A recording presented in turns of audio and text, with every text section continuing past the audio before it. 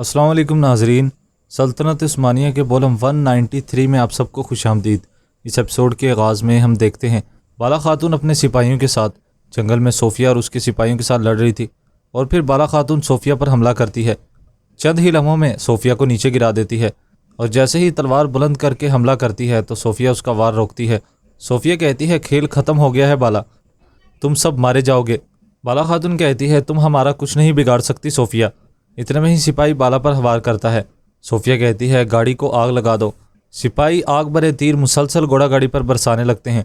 बाला खातून सिपाहियों को जहन्नुम वासिल करती हैं और कहती है गाड़ी की हिफाजत करो सिपाहियों। सिपाही घोड़ा गाड़ी की हिफाजत के लिए आगे बढ़ते हैं। इधर जहर कुताई और दूसरे सिपाही भी बाज़ंतीनियों को ख़त्म करने में मसरूफ़ थे। जहर कुताई कहता है सिपाहियों जल्दी से आग बुझाओ। इधर गुंचा और हलीमा भी बाला खातून के हमरा बाज़ंतीनियों को ख़त्म कर रही थी। बाला कहती है गुंचा, फातिमा और हलीमा तुम सिपाहियों की हिफाजत करो। और फिर सब लोग गाड़ी के हमरा आ जाते हैं और घोड़ा गाड़ी की हिफाजत करने लगते हैं और आग बुझाने लगते हैं।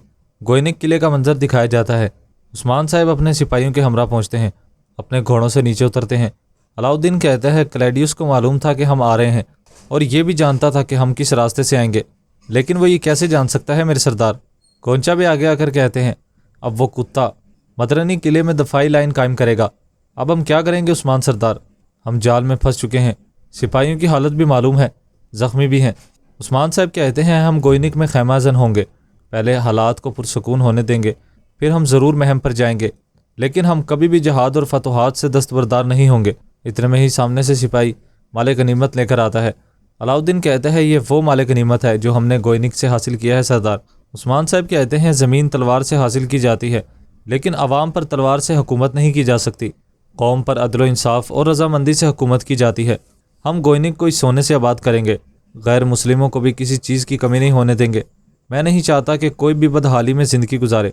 इसी वजह से सरदार गोजा ये जिम्मेदारी आपकी है, आप यहाँ के कायद होंगे, अब अपने काम पर मुतय्यन हो जाए।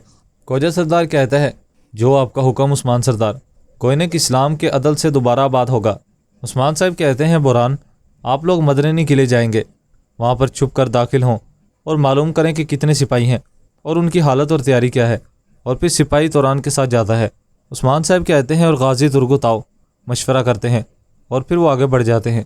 इधर दूसरी जानिब जंगल में सिपाही मुसलसल आग वाले तीर घोड़ा गाड़ियों की तरफ बरसा रहे थे। बाला अपने आदमियों के साथ घोड़ा गाड़ियों की हिफाजत में मसरूफ़ थी और बाज़ंतीनी सिपाहियों का खात्मा कर रही थी। सोफिया शदीद ज़ख्मी थी। कमांडर सोफिया के पास आकर कहता है आप ज़ख्मी हैं, हमें पीछे हटना होगा। और फिर सोफिया अपना खंजर निकाल कर बाला को बुलंद आवाज़ से आवाज़ देती है। सोफिया कहती है मैं तुम्हें तुम्हारी बेटी के खंजर से मारूंगी बाला।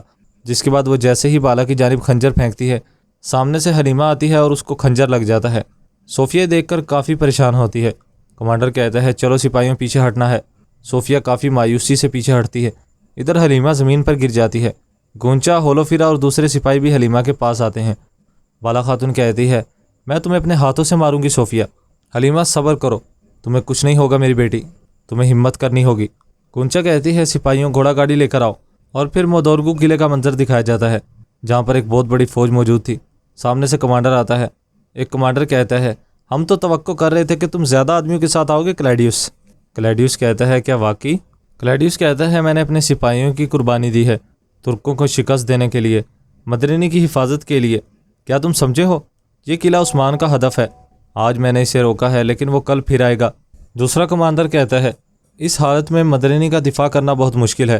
क्लैडियस कहता है हम दिफा करेंगे, औरतों बच्चों और बूढ़ों को भी, सबको मुसला किया जाएगा। हम मदरनी उन्हें कभी नहीं देंगे।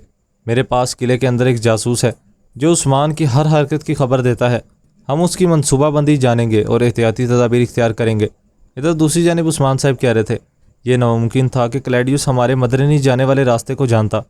तुर्गुत साहब कहते हैं अगर दुश्मन जानता है कि हम कहाँ हमला करेंगे तो इसका मतलब है कि हमारे दोस्तों के अंदर कोई गद्दार है।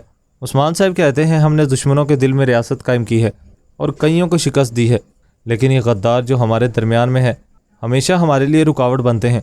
तुर्गुत साहब कहते हैं ऐसा हमेशा से होता आया है और हमेशा होता रहेगा उस्मान। अगर ओगोज़ की नींद गहरी हो जाए तो गद्दारों की तादाद बढ़ जाती है, लेकिन सरदार कभी नहीं सोता, हमेशा शक में जीता है। यही बोझ भी तुम उठा रहे हो। उस्मान साहब कहते हैं ऐसा ही है यकीनन। भेड़िया कभी इस जगह को नहीं भूलता जहाँ वो जाल में फंसा हो। मैं किसी न किसी तरह इस सांप को ढूंढूंगा, लेकिन हमारा हदफ तब्दील नहीं होगा। ہم مدرینی کو ترکوں کا وطن بنائیں گے چاہے کچھ بھی ہو۔ ترگت کہتا ہے ایسا ضرور ہوگا عثمان، لیکن مدرینی قلعے کی فصیلیں مضبوط ہیں، بلند ہیں، اور ہمارے سپاہی بھی تھکے ہوئے ہیں، اور حلب سے نکلے ترکمان بھی ابھی تک نہیں پہنچے ہیں۔ صاف لگ رہا ہے کہ ان کے آنے میں وقت لگے گا۔ ہمیں ایک بڑی مہم شروع کرنی چاہیے تاکہ ہم شکست نہ کھائیں۔ عثمان صاحب کہتے ہیں کریں گے، ضرور کریں گے۔ ہمارا عظیم رب جس نے ہمیں جہاد کا دروازہ کھولا ہے وہی ہمیں راستے کو روشن کرے گا۔ یقیناً ہم فتح حاصل کریں گے، ہم ضرور کامیاب ہوں گے اور کوئی راستہ نہیں ہے۔ ترگت صاحب کہتے ہیں ہم کامیاب ہوں گے انشاءاللہ۔ ادھر دوسری جانب جنگل میں بالا خاتون حلیمہ کو زخمی حالت میں لے کر آگے بڑھ رہی تھی۔ بالا کہتی ہے حلیمہ بیٹی یہ تم نے کیا کر دیا؟ ہمت کرو میری بیچی، بس تھوڑا سا رہ گیا ہے، ہمت کرو۔ فاطمہ کہتی ہے والدہ باجی ٹھیک تو ہو جائے گی نا؟ بالا خاتون کہتی ہے پیاری حلیمہ صبر کرو، ہمت کرو، تم بالکل ٹھیک ہو جاؤ گی۔ حلیمہ کہتی ہے والدہ مجھے معاف کر دیجیے اپنے حق کے واسطے۔ بالا خاتون کہتی ہے ایسی باتیں نہ کہو میری بچی، تم ٹھیک ہو جاؤ گی، کچھ نہیں ہوگا، اپنی آنکھیں کھول لو حلیمہ۔ حلیمہ اپنی آنکھیں بند کر لیتی ہے۔ بالا کہتی ہے جلدی کرو سپاہیوں، زہر کتائی، علاؤالدین کو اطلاع دو چلو، جس کے بعد وہ مسلسل آگے بڑھتے ہیں۔ ایپیسوڈ کا اختتام یہیں پر ہو جاتا ہے۔ ایپیسوڈ پسند آئے تو ویڈیو کو لائک کر کے چینل کو سبسکرائب کر دیں اور اپنی قیمتی رائے سے کمنٹ باکس میں ہمیں آگاہ کر دیں۔ اب ملاقات ہوگی نیکسٹ پارٹ میں، تب تک کے لیے اپنا خیال رکھیں، اللہ حافظ۔